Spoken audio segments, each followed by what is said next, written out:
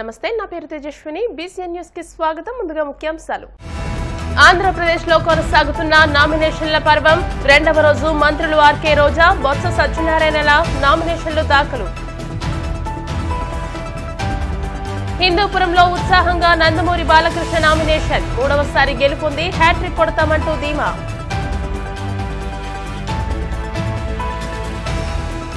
తిరుమలలో భారీ అగ్ని ప్రమాదం. శేషాచల అటవీ ప్రాంతంలో ఎగిసిపడుతున్న మంటలు.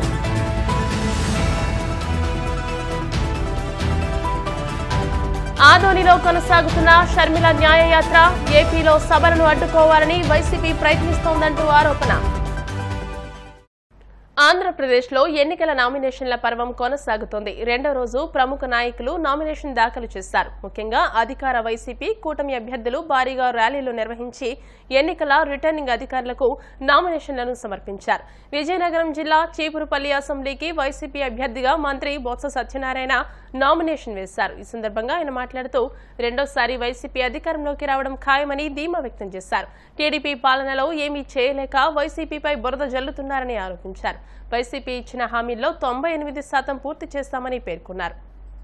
వాళ్ళకి అధికారం ఉన్నప్పుడు చేసింది ఏమి లేక, చెప్పడానికి ఏమి లేక, లేనిపోయిన ఆవాకులు చేపకులు మాట్లాడుతూ ఇవాళ ఒక చతుష్టల ఏర్పడి సంక్షేమం మారిపోయిన జగన్మోహన్ రెడ్డి గారిని ఆయన్ని కించపరుస్తూ ఆహ్వానం చేస్తూ రోజు పత్రికల్లో రాతలు రాస్తూ మాట్లాడుతూ వాళ్ళు చేస్తున్న వాటిని తీవ్రంగా ఖండిస్తూ సంక్షేమాన్ని మారిపోయిన జగన్మోహన్ రెడ్డి పరిపాలన మళ్ళీ రాష్ట్ర ప్రజలందరూ కూడా ఆయనకి ఆశిస్తారని, ఆయనకి మద్దతు తెలపాలని ఇవాళ నేను నామినేట్ చేస్తున్న నేపథ్యంలో రాష్ట్ర ప్రజల్ని, మా నియోజక ప్రజలను కూడా కోరుతున్నాను. ఇంకా రాష్ట్రంలో ఈ చిప్పుల నియోజకవర్గం మోడల్ నియోజకవర్గంగా ఇంకా చేయడానికి, అన్నింటిలోనూ మేటిగా ఉండడానికి ఇప్పటికే 90% మేము పూర్తి చేసాం. ఇంకేమైనా మిగిలిన 5% కూడా మనస్ఫూర్తిగా పూర్తి చేస్తారని నేను చెప్తున్నాను.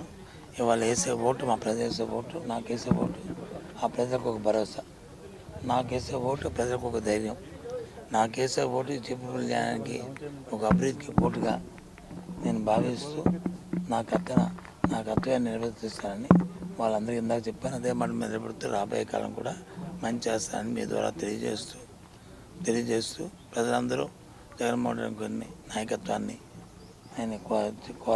నాయకత్వాన్ని సమర్థించమని ఫ్యాన్ గుర్తుకు ఇచ్చే 2 ఓట్లు కూడా ఫ్యాన్ గుర్తుకేసి, ఒకటి అసెంబ్లీకి, ఒకటి పార్లమెంట్కి అభ్యర్థిని గెలిపించాలని కోరుతున్నాం. మేము వచ్చి చేసింది చెప్తున్నాం, ప్రతిపక్షాలు వచ్చి చేసింది చెప్పడానికి ఏమి లేక విమర్శలు, వాళ్ళు ఏదో నేర్పని నిందలు మాట్లాడుతున్నారు. అదే దాన్ని బట్టి ఆలోచిస్తారు ప్రజల అమాయకులు ఏం కాదు, చాలా తెలియనివారు. మెజారిటీ అనేది ప్రజలు పెట్టి ఉంటుంది. తప్పకుండా మేమైతే పూర్తి చేస్తున్నాం. గెలుపు అనేది సాధన అవుతుంది. మెజారిటీ కూడా అందరూ ఎందుకు మాకు కొట్టారు, మేము చేసిన తప్పు ఏదైనా ఉంటే మాకు తగ్గిస్తాను. నిన్న వేసిన వాడికి రేపు ఎందుకు వేరు ఓటు, నేను నా మనస్సాక్షిగా, నా మనస్ఫూర్తిగా అంతకంటే మేలు చేశాననే, అంతకంటే ఇంకా వాళ్ళకి మమేకం ఏమని నేను ఫీల్ అవుతున్నాను. కాబట్టి ఇంకెక్కువ మంది నన్ను ఆశీర్వదిస్తారు, అభిమానిస్తారు. నేనైతే ఐ ఫీల్ మేము సమిష్టిగా చేయడానికి ఆహ్వానిస్తాం. ప్రతి వాళ్ళకి గౌరవం ఇస్తాం, ఎవరికి అగౌరవపరచడం ప్రయత్నం చేయము. వాళ్ళకి వాటికంటే ఇంకే ప్రాబ్లం ఉన్నాయి మాకేం తెలుసు. నేనైతే ఎవరిని వ్యక్తిగతంగా విమర్శించలేదు, అది వారి విజ్ఞతకి. చిత్తూరు జిల్లా నగరి వైసీపీ అభ్యర్థిగా ఆర్కే రోజా నామినేషన్ దాఖలు చేశారు. నగరిలోని పుదుపేట వినాయక స్వామి ఆలయంలో రోజా దంపతులు ప్రత్యేక పూజలు నిర్వహించారు. అనంతరం అక్కడి నుండి నగరి ఆర్డీఓ కార్యాలయం వరకు భారీ ప్రదర్శనగా వచ్చారు. ఈ ర్యాలీలో బైరెడ్డి సిద్ధార్థరెడ్డి ర్యాలీలో పాల్గొన్నారు. నామినేషన్ వేసిన అనంతరం మీడియాతో మాట్లాడిన రోజా తన కష్టాన్ని గుర్తించిన జగనన్న తనను చెల్లెలుగా భావించి అండగా నిలిచారని అన్నారు. తన సేవలకు గుర్తుగా మంత్రి పదవి ఇచ్చారని, మూడోసారి తనకు టికెట్ రాదని కొందరు ప్రచారం చేశారని, అయితే జగన్ అండతో నామినేషన్ వేసినట్టు చెప్పుకొచ్చారు. వచ్చే ఎన్నికల్లో గెలిచి హ్యాట్రిక్ కొడతానని, 10,000 మెజార్టీ పక్కా అంటూ రోజా ధీమా వ్యక్తం చేశారు. నా కష్టాన్ని జగనన్న ఎప్పుడూ గుర్తిస్తాడు, ఎప్పుడూ నన్ను ఒక చెల్లెగా ఆశీర్వదిస్తారు, నాకెప్పుడూ అండగా ఉంటారని మీ అందరికీ కూడా తెలుసు. 2014లో జగనన్న నాకు నగిరి నియోజకవర్గం నుంచి పోటీ చేసే అవకాశం ఇచ్చినప్పుడు నా చెల్లి మంచిది, ఆమెను గెలిపించండి, మీకు అండగా ఉండి మంచి చేస్తుంది అని జగనన్న అందరికీ కూడా పిలుపునిస్తే అన్న మీద గౌరవంతో అన్న చెప్పిన మాట ప్రకారం నన్ను గెలిపించడం జరిగింది. సో నగిరి నియోజకవర్గ వాయిస్ని, వైఎస్ఆర్ కాంగ్రెస్ పార్టీ వాయిస్ని అటు అసెంబ్లీలో ఇటు ఆంధ్రప్రదేశ్లో వినిపించడం జరిగింది. అలాగే 2019లో మళ్ళీ జగనన్న రెండోసారి నాకు టికెట్ ఇచ్చి ఆశీర్వదిస్తే దేవుడి ఆశీస్సులతో జగనన్న ముఖ్యమంత్రి అయ్యారు. ఇక్కడ నేను ఎమ్మెల్యేగా గెలిచి భగవంతుడి ఆశీస్సులు, జగనన్న ఆశీస్సులతో మళ్ళీ నేను మంత్రిని కూడా అవ్వటం జరిగింది. సో మూడవసారి నాకు టికెట్ లేదని చెప్పి అన్ని ఛానల్స్లో కూడా ఏ విధంగా ప్రచారాలు చేస్తున్నారో మీ అందరూ కూడా చూశారు. నేను అప్పటికే చెప్పాను, నగిరి అంటే రోజా, రోజా అంటే నగిరి, జగనన్న అండగా ఉన్న ఆడబిడ్డని నేను, కాబట్టి నా సీట్ ఎవరు నా నుంచి తీసుకోలేరని నేను కాన్ఫిడెంట్గా చెప్పడం జరిగింది. అదే కాన్ఫిడెన్స్తో ఈరోజు కూడా మీరు చూస్తే జగనన్న ఆశీర్వాదంతో నగిరి ఎమ్మెల్యే అభ్యర్థిగా మూడవసారి మరి నామినేషన్ వేయడానికి రావటం జరిగింది. నా నగిరి ప్రజలు ఎప్పుడూ కూడా జగనన్నకి నాకు ప్రేమతో, అభిమానంతో అండగా నిలుస్తున్నారు అనేది ఈరోజు ర్యాలీ చూస్తే మీకే అర్థమైపోయి ఉంటుంది. ఇది నామినేషన్ ర్యాలీయా లేదా విజయోత్సవ ర్యాలీయా అనేది మరి ప్రతిపక్షాలకి దిమ్మ తిరిగి మైండ్ బ్లాక్ అయి ఉంటుందని నేను అనుకుంటున్నా. ఎందుకంటే 2019లో జగనన్న వాగ్దానం చేసినప్పుడు రాజన్న బిడ్డకు ఒక అవకాశం ఇద్దామని ప్రజలు 151 సీట్లు ఇచ్చారు. కానీ ఈరోజు జగనన్న సంక్షేమం, అభివృద్ధి రెండు కళ్ళగా ఈ రాష్ట్రంలో అనేక కార్యక్రమాలు చేశారు. ప్రతి కుటుంబానికి మరి ఎంతమంది ఉంటే లబ్ధిదారులు అంతమందికి సంక్షేమమే కాకుండా ఆ కుటుంబంలో ఉన్న వాళ్ళకి ఆరోగ్యానికి ఏ విధంగా అండగా నిలబడ్డాడు, ఆ కుటుంబంలో ఉన్న పిల్లలకి ఒక క్వాలిటీ ఎడ్యుకేషన్ ఎలా ఇచ్చాడు, పేదవాళ్ళకి ఇళ్ల పట్టాలు ఇచ్చి ఇల్లు ఎలా కట్టించారో మీరు చూశారు. అంతేకాకుండా ఈరోజు నగిరి నియోజకవర్గంలో 2000 కోట్లకి పైగా సంక్షేమ అభివృద్ధి చేసిన ఘనత ఈరోజు జగనన్నకే దక్కింది. జగనన్న ఆశీస్సులతో ఎన్నో అభివృద్ధి కార్యక్రమాల్ని, polytechnic college, ITI college, 100 bedded hospital, urban health సెంటర్లు, టెంపుల్లు, మసీదులు, ఎలక్ట్రిక్ శ్మశానాలు అన్నీ చేయడమే కాకుండా ఈరోజు నగిరి ప్రజలకు ఎటువంటి కష్టం లేకుండా రెవెన్యూ డివిజన్ చేసి ఇచ్చారు నేను అడగగానే. అలాగే మీరు చూస్తే డిఎస్పీ కార్యాలయం 2 ఇచ్చారు, నగిరికి 1, పుత్తూరుకి 1. అలాగే మోటార్ వెహికల్ ఆఫీస్ ఇవ్వటం జరిగింది. సో ఒక చెల్లెలుగా, ఒక సైనికురాలుగా ఎప్పుడూ కూడా అన్న ఎంతో అభిమానంతో నేను కోరుకున్నది ప్రజల కోసం అనేది గుర్తించి చేస్తూ ఉన్నారు. సో అన్న రుణం తీర్చుకునే విధంగా మరి నగిరి నియోజకవర్గం నుంచి హ్యాట్రిక్ కొట్టి అన్నకి గిఫ్ట్గా ఇస్తానని కూడా ఈ సందర్భంగా తెలియజేసుకుంటున్నాను. మాజీ మంత్రి టీడీపీ ఎమ్మెల్యే గంటా శ్రీనివాసరావుపై మాజీ మంత్రి వైసీపీ ఎమ్మెల్యే అవంతి శ్రీనివాస్ తీవ్ర విమర్శలు గుప్పించారు. భీమిలిలో గంటాపై అవంతి పోటీలో ఉన్న సంగతి తెలిసిందే. ఈ నేపథ్యంలో అవంతి శ్రీనివాస్ మీడియాతో మాట్లాడుతూ గంటా అనుచరులు సైతం రియల్ ఎస్టేట్ బ్రోకర్లుగా మారారని విమర్శలు గుప్పించారు. వ్యాపారాల కోసమే గంటా శ్రీనివాస్ రాజకీయాల్లోకి వచ్చారని, ఆయన మైండ్ గేమ్ ఆడుతున్నారని అన్నారు. వచ్చే ఎన్నికల్లో వైసీపీ గెలుపును ఎవరూ ఆపలేరని, జగన్ మరోసారి సీఎం కావడం తథ్యమని చెప్పారు. భీమిలిలో గంటాకు ఓటమి తప్పదని, ఎన్నికల తర్వాత టీడీపీ ఖాళీ అవుతుందని అవంతి శ్రీనివాస్ జోస్యం చెప్పారు.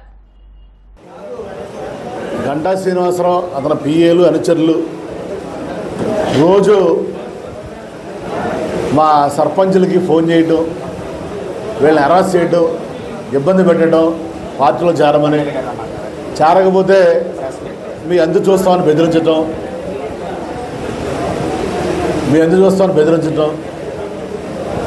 ఆపకపోతే వాళ్ళ మీద కూడా ఎలక్షన్ కమిషన్ కంప్లైంట్ ఇవ్వడం జరుగుతుంది.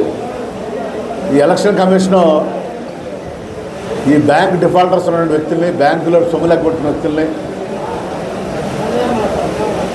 ఇలా చట్ట ఉల్లంఘన పాల్పడే వ్యక్తుల్ని వాళ్ళని డిస్క్వాలిఫై చేయాలని కోరుతారు ఎలక్షన్ కమిషన్. రెండు మా ప్రెసిడెంట్ గారు ఇక్కడే ఉన్న నాగు గారు, ఆయనకి రోజు ఫోన్ చేయటం, బెదిరించటం, ప్రలోభాలు పెట్టాలని చూడటం. ఈయన ఒకటే కాదు, ఇలా అందరి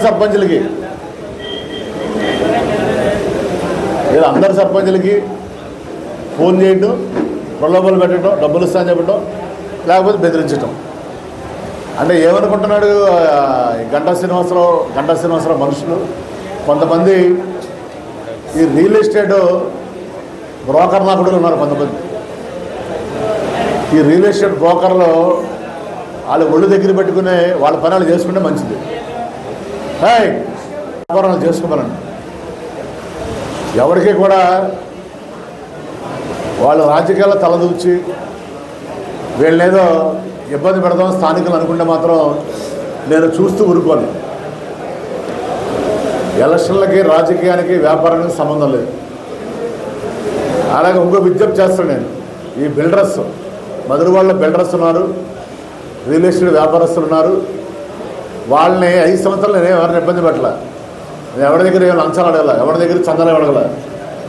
రేపు ఎలక్షన్లో కూడా నాకు చందాలు ఇవ్వాల్సిన అవసరం లేదు. నేను ఎవరిని అడగను, నేను ఎవరిని కూడా అడగను.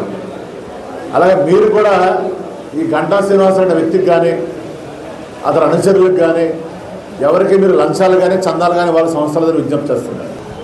నామినేషన్ చేసిన తర్వాత మే 11వ తారీఖు వరకు ఎలక్షన్లు అయ్యే వరకు కూడా రోజు ఏదో ఒక ఫేక్ న్యూస్ క్రియేట్ చేస్తారు. కాబట్టి దయచేసి ఆ ఫేక్ న్యూస్ ఎవరో నమ్మొద్దు. కార్యకర్తలు నాయకులను విజ్ఞప్తి చేస్తూ తప్పనిసరిగా నేను దేనికైనా సిద్ధం. గుర్తుపెట్టుకోండి, గంటా శ్రీనివాసరావు గారు, గంటా శ్రీనివాసరావు లంచాలు గారు. ఇక్కడ ఉన్నది అవంతి శ్రీనివాసరావు, దమ్ము పౌరుషం. నెల్లూరు రూరల్ టీడీపీ అభ్యర్థిగా కోటంరెడ్డి శ్రీధర్ రెడ్డి నామినేషన్ దాఖలు చేశారు. అనంతరం ఆయన మీడియాతో మాట్లాడుతూ 10 ఏళ్లుగా ప్రజలకు అందుబాటులో ఉన్నానని, ప్రజా సమస్యలపై రాజీలేని పోరాటం చేస్తున్నట్టు తెలియజేశారు.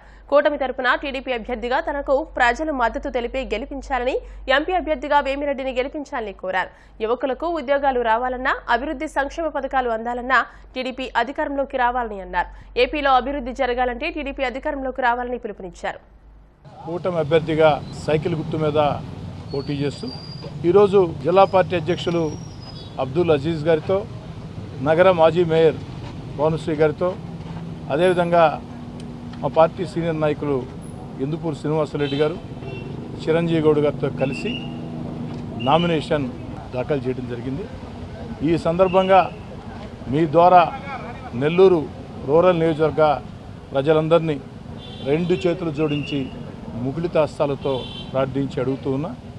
10 ఏళ్లుగా నిరంతరం మీ అందరితో కలిసి అందుబాటులో ఉన్న ఓ శాసనసభ్యుడిగా ప్రతి కుటుంబానికి దగ్గరగా ఉన్న, ప్రజా సమస్యల పరిష్కారం విషయంలో నిరంతరం రాజీ లేని పోరాటాలు చేశా. అనేక రకాల ప్రజలకు మేలు చేసే కార్యక్రమాలకి శ్రీకారం చుట్టా. అన్నిటికీ మించి పిలిస్తే పలికి ఎమ్మెల్యేగా మీ అందరికీ కలిసిమెలిసి ఉన్నా.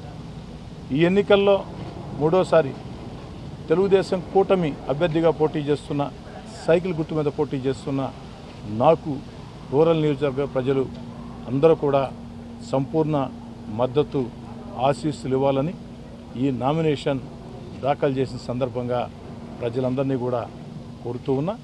అదేవిధంగా నెల్లూరు పార్లమెంటు నుంచి తెలుగుదేశం కూటమి అభ్యర్థిగా పోటీ చేస్తున్న వేమిరెడ్డి ప్రభాకర్ రెడ్డి గారు, సైకిల్ గుర్తు మీద పోటీ చేస్తున్న వేమిరెడ్డి ప్రభాకర్ రెడ్డి గారిని ఇద్దరిని ఆశీర్వదించాలని, తద్వారా ఈ రాష్ట్రంలో అభివృద్ధి కార్యక్రమాలు, సంక్షేమ కార్యక్రమాలు, మన బిడ్డలకు ఉద్యోగాలు, ఏకైక రాజధాని అమరావతి, అన్ని రకాల సర్వనాశనంగా తయారైన ఆంధ్రప్రదేశ్ మళ్ళీ గాడిన పడాలంటే అభివృద్ధి కార్యక్రమాలు, సంక్షేమ కార్యక్రమాలు, మన బిడ్డలకు ఉద్యోగాలు, అమరావతి ఏకైక రాజధాని రావాలంటే అనుభవమైన వ్యక్తి ముఖ్యమంత్రి కావాలా.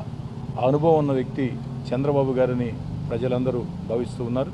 ఈ ఎన్నికలు వచ్చిన వేళ ప్రజలందరూ కూడా ఎంతో ఉత్సాహంగా ముందుకు వచ్చి ఇంకా తెలుగుదేశం పార్టీ కూటమికి అండగా నిలవాలని చెప్పి కోరుతూ నామినేషన్ల సందర్భంగా నాతో పాటు ఇచ్చేసిన జిల్లా పార్టీ అధ్యక్షుడు అబ్దుల్ అజీజ్ గారికి ప్రత్యేకంగా ధన్యవాదాలు తెలియజేస్తూ, ఇక్కడ కాదు బలం చూపించాల్సింది, మీ అందరు గుండెల్లో ఉంటే చాలు. అది తెలుగుదేశం యొక్క సిద్ధాంతం. మరి శ్రీధర్ గాని అలాగనే ప్రజలతో ఎప్పుడు మమేకమై ఉండే వ్యక్తి. రూరల్ నుంచి నామినేషన్ వేయడం, మరి మీ అందరి యొక్క ఆశీర్వాదాలు, రూరల్ నియోజకవర్గ ప్రజలందరూ కానీ శ్రీధర్ రెడ్డిని అత్యంత మెజారిటీతో గెలిపించాలని కోరుకుంటున్నాను. అదేవిధంగా నిన్న కోవూరులో నామినేషన్ వేయడం జరిగింది వేమిరెడ్డి ప్రశాంత్ రెడ్డి గారు. మరి 22వ తారీఖు ఇంకా 3-4 కానీ 22వ తారీఖు మంచి దినమని చేస్తున్నారు. ఇప్పుడు కాసేపు ప్రకటనలు.